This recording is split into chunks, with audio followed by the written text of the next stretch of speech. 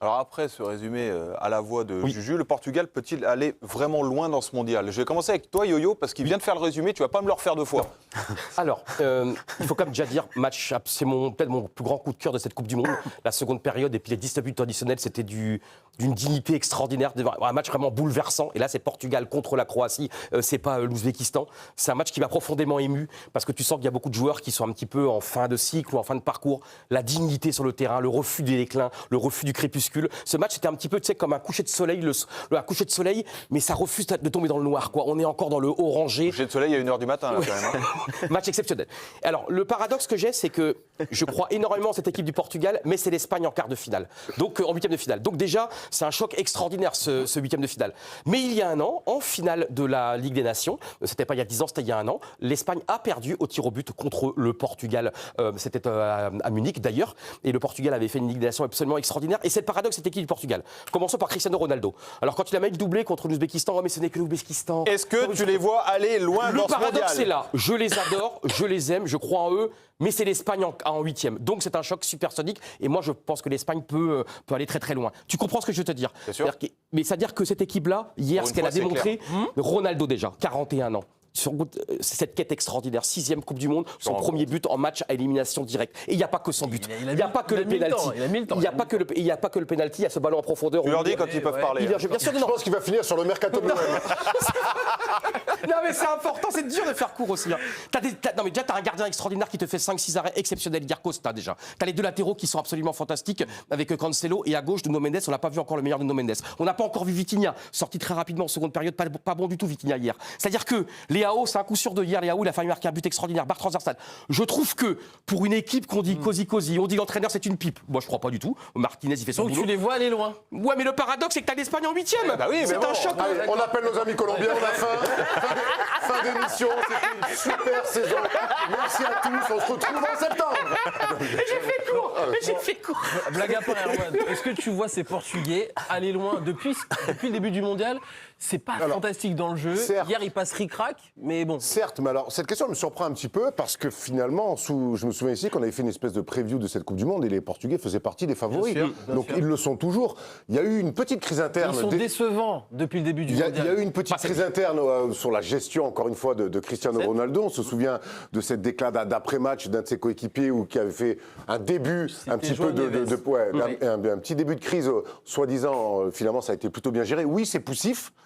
Mais moi, des équipes qui sont mine de rien structurées comme elles le sont, avec des joueurs d'expérience, même si elles ne brillent pas, mais qu'elles passent des tours, et je pense que d'un match comme hier, des fois, tu as aussi envie de te dire, OK, on n'est pas le Brésil 70, mais j'ai l'impression qu'il ne peut pas nous arriver aussi grand-chose. Un peu la baraka. Ouais. Donc moi, cette équipe-là, elle fait partie des favoris depuis le début de la compétition. C'est vrai que les poules, on n'a pas été emballés. Il n'empêche que ça reste une équipe où je suis pas persuadé que l'Espagne, ils vont les jouer en sifflant. Donc oui, c'est une équipe qui reste pour moi, encore une fois, l'une des favorites. Brahim, le deuxième but portugais de Gonçalo Ramos à la 94e, il intervient quand Cristiano Ronaldo, il est sur le banc.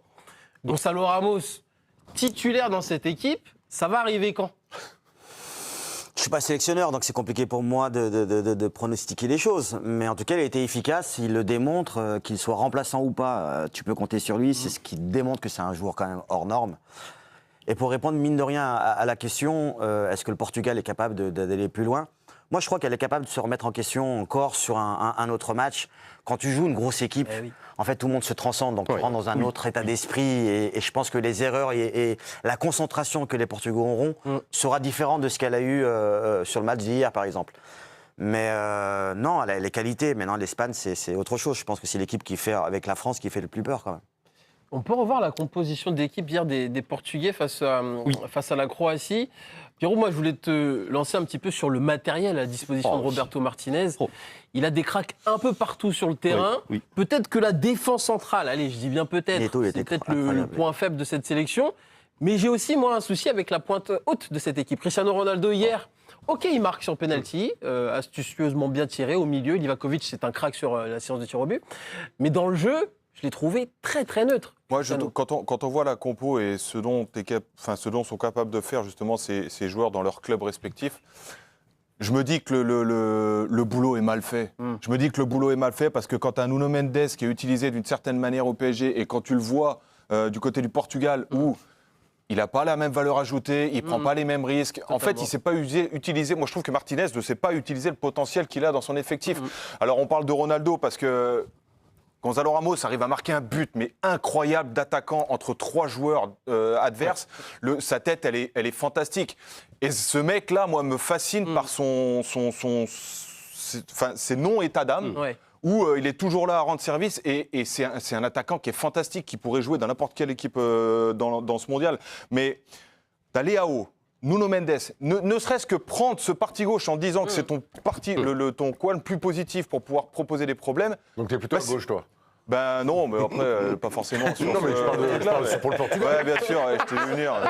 Attends, n'oublions pas que Leao, c'est une saison aussi très compliquée. Et la saison passée, c'est pas. Faut pas croire que Leao, c'est un génie sur terre. Non, depuis des années, c'est très compliqué, Leao. Quand t'as 2 chevaux sur le même côté, c'est quand même intéressant de l'utiliser pour pouvoir essayer de foutre le bordel dans l'équipe adverse. Mais c'est quand tu dis Roberto Martinez, il sait pas faire. Mais de l'autre côté, c'est pareil, Yo-Yo. Là, tu regardes le milieu de terrain, Bruno Fernandes, Neves et Vitinha. Je suis désolé. Sur le papier, c'est l'un des meilleurs milieux d'Europe. Ils ont éliminé la Croatie, c'est lui. Ils ont éliminé la Croatie, c'est lui qui est une équipe formidable. Mais ils n'ont pas eu la maîtrise. C'est une Coupe du Monde. La maîtrise. Combien de matchs là, à part l'équipe de France, il y a quand même eu des matchs en prolongation, tir au but, c'est compliqué. Ils ont une équipe pour maîtriser leur sujet et imposer quelque chose. Ils ne le font pas. Moi, c'est ça qui me dérange. Après, ils peuvent passer à l'arrache. Peut-être que ça va aller jusqu'au bout. Moi, je me dis contre l'Espagne, en fait, commencez à mettre la bouteille d'oxygène dans le dos parce que vous allez cavaler. Hein.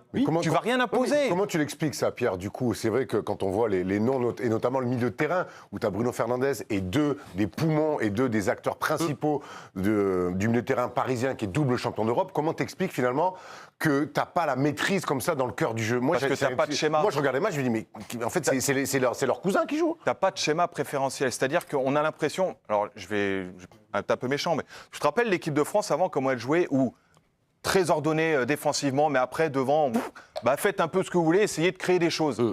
Là, le problème, c'est que c'est exactement la même chose, sauf que tu n'as pas de schéma préférentiel. Tu ne te dis pas. Là, ils ont envie, là, c'est de travailler pour que Nuno Mendes soit dans cette situation. C'est travailler pour que Bruno Fernandes soit là. Rien n'est travaillé offensivement, ils se font tout au talent et à la pièce. Et Martinez ne travaille pas. En fait, il laisse le talent des gens qui sont sur le terrain exprimer pour l'offensif. Défensivement, ils sont en place. Tu vois que ça défend bien, c'est coordonné, c'est efficace, même si tu as la défense centrale qui est un peu peut-être à rediscuter. Mais tout est fait à la pièce et devant, vous êtes libre, faites ce que vous voulez. Là, ça marche avec l'équipe de France. Les mecs, ils ont du talent, ils sont créatifs, ils bougent ensemble, ils se travaillent. Il y a quelque chose qui se passe. Pierre, je veux juste te dire quand même, franchement, c'est quand même important de le dire, c'est l'un des meilleurs matchs qu'il y a eu dans cette Coupe du Monde. Ça a été un immense match, un immense combat. C'est-à-dire que vraiment, il y avait... L'un n'empêche pas l'autre, tu vois. Oui, mais c'est pour te dire que là, on a l'impression que... sur le Portugal, mais l'un n'empêche pas l'autre. C'est le scénario qui rend le match fou. C'est pas la qualité proposée par le Portugal. C'est 2 choses différentes. Martinez fait de la politique, c'est tout. Alors, hier, c'était un jour spécial pour le Portugal. C'était l'anniversaire de la mort de Diogo Jota, tragiquement décédé, je le rappelle, dans un accident de voiture en 2025. Les joueurs lui ont rendu hommage à la fin de la partie avec ces magnifiques photos. Et Cristiano qui tient son numéro dans les mains, qui l'a même porté. Roberto Martinez, il y a quelques jours, avait annoncé que le Portugal avait l'ambition de gagner la Coupe du Monde pour leur ancien coéquipier Diogo Jota. Écoutez-le. Every day is difficult.